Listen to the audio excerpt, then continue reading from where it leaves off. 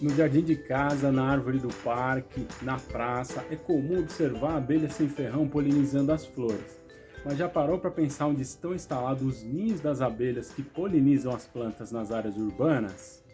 Meu nome é Gustavo e crio abelhas sem ferrão desde 2012 no Meliponário Tapajós.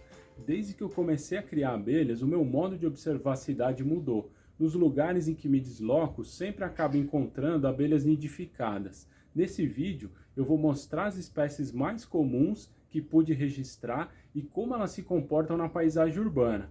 Algumas até nidificam em lugares em que a gente nem acredita que é possível. E olha, no momento que eu estava produzindo esse vídeo, uma colmeia de Iraí decidiu enxamear no muro do meliponário, mesmo com muitas caixas disponíveis para elas. Ou seja, elas pediram para participar também desse vídeo. Para entender como as abelhas sobrevivem nas cidades, precisamos entender como as espécies formam o ninho na paisagem urbana. Podemos dividir esse processo em 3 modos: nidificação em oco de blocos em muros, nidificação em ocos de árvores e as abelhas que fazem ninhos externos em paredes. Nesse vídeo eu vou mostrar algumas espécies que registrei exclusivamente para produzir esse conteúdo e todo o material foi gravado na cidade de Vinhedo, São Paulo, que é onde eu moro e mantenho meu meliponário. As abelhas que nidificam em parede, no interior de blocos de muro, possuem ninhos menores e que se ajustam ao tamanho dos blocos de concreto, caso típico das abelhas pequenas, como mirim, jataí e iraí, por exemplo. Entretanto, ao observar a parede caminhando pela cidade, nós vemos apenas a entrada do ninho, e em geral com os blocos cobertos por cimento, como nesse caso em que a entrada da colmeia da mirim droliana está camuflada no chapisco de cimento da parede. Aqui, a mesma situação, mas com uma colmeia de abelhas jataí. As abelhas também podem nidificar em alguma fissura na edificação, como é o caso dessa jataí.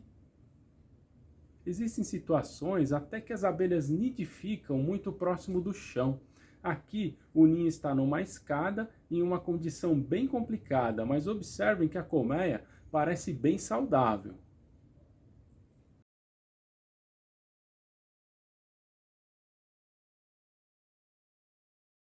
A propósito, no canal eu tenho um vídeo de um resgate de abelhas jataí no oco de um bloco de muro. Dá para ver em detalhes como elas ocupam o espaço. Eu vou deixar o link na descrição desse vídeo.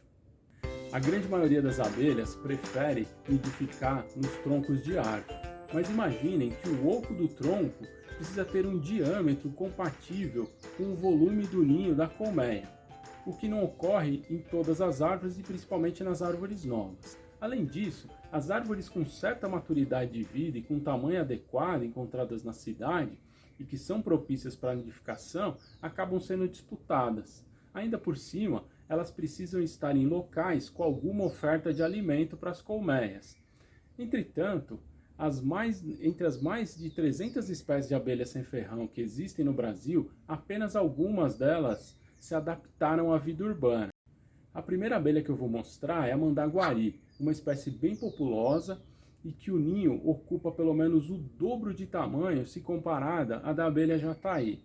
A colmeia está nidificada em uma árvore na área central da cidade.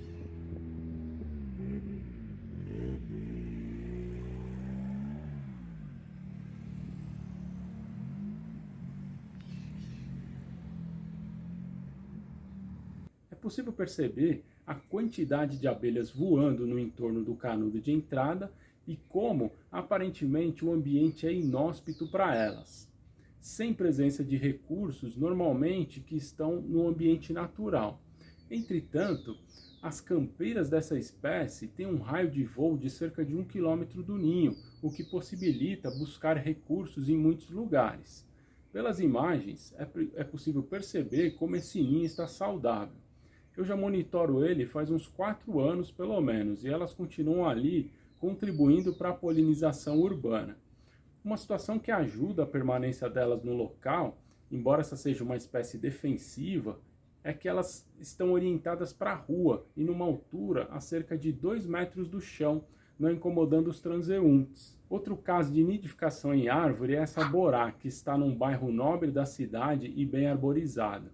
Embora ela esteja com a entrada da colmeia com cerca de 1,70 m do chão, o fato de ser um bairro com lotes grandes, calçadas largas e pouca movimentação de pedestres, isso tem garantido a sobrevivência delas no local.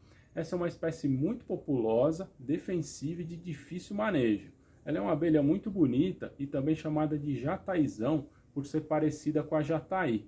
Observe a entrada do ninho em detalhes.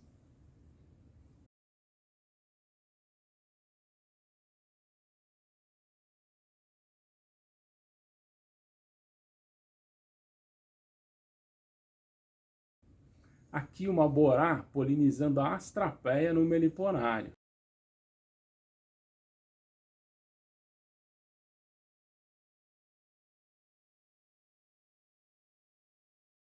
Por falar nisso, eu editei uma matéria para a revista Aue falando sobre essa espécie, que é envolta de mitos e verdades. Caso você queira saber um pouco mais sobre a espécie e a revista, eu vou deixar o link aqui na descrição do vídeo. Por fim, algumas espécies de abelhas nativas sem ferrão que fazem ninhos externos. Elas formam belas estruturas esculpidas pouco a pouco com barro e material resinoso.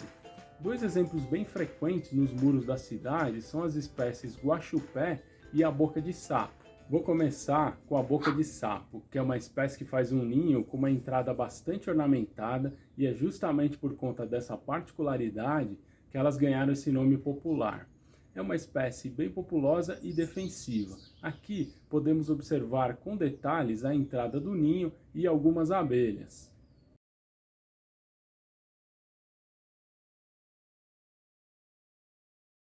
Aqui, um ninho forte da espécie vista de frente e de baixo para cima no muro. Nessas imagens, com uma perspectiva lateral. Aqui, com a entrada do ninho em processo de formação.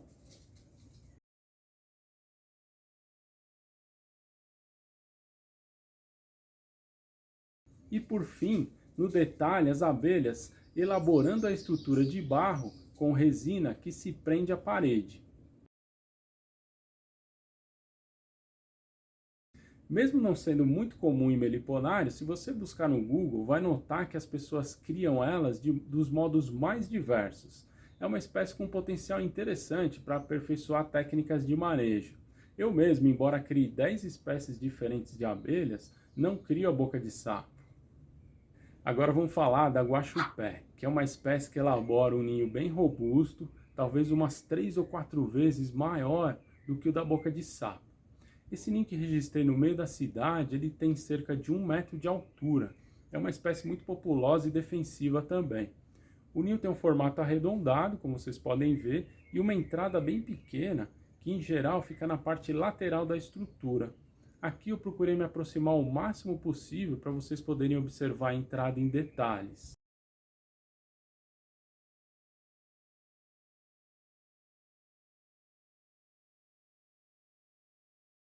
Repare nesse registro a quantidade de abelhas que saem do ninho.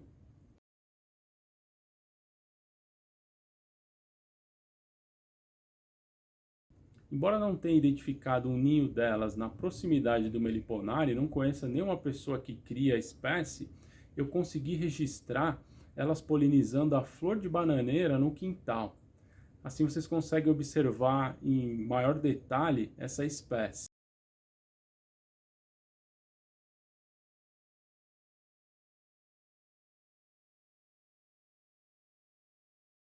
Além de observar os tipos de abelhas nos locais em que visitamos nos espaços urbanos, é importante averiguar também os ninhos que estão ao redor do local em que se pretende criar. Esse pode ser um bom modo de eleger qual a melhor espécie de abelha para a região, pois elas já passaram por um processo de adaptação natural ao clima, à vegetação, porque elas escolheram voluntariamente estar ali e, por consequência, vão ser as espécies mais fáceis de criar no meliponário. Essa é inclusive uma dúvida comum que recebo de pessoas que pretendem iniciar na criação. Qual espécie escolher para começar? A dica é: observe o entorno e identifique as que já habitam o local. O conteúdo desse vídeo serve inclusive para ajudar nesse processo. Além disso, ao criar abelhas que já existem no local, você proporciona troca genética entre as abelhas do meliponário e as que estão na natureza. Esse processo é muito importante, pois quando ocorre a enxameação, os machos são atraídos de muitos lugares e isso pode ajudar na diversidade do seu plantel. E evitar também os cruzamentos entre parentes próximos, sem que se precise adquirir colmeias novas ou de outras localidades. Se você gostou do conteúdo, não deixe de curtir o vídeo e assinar o canal. Até breve!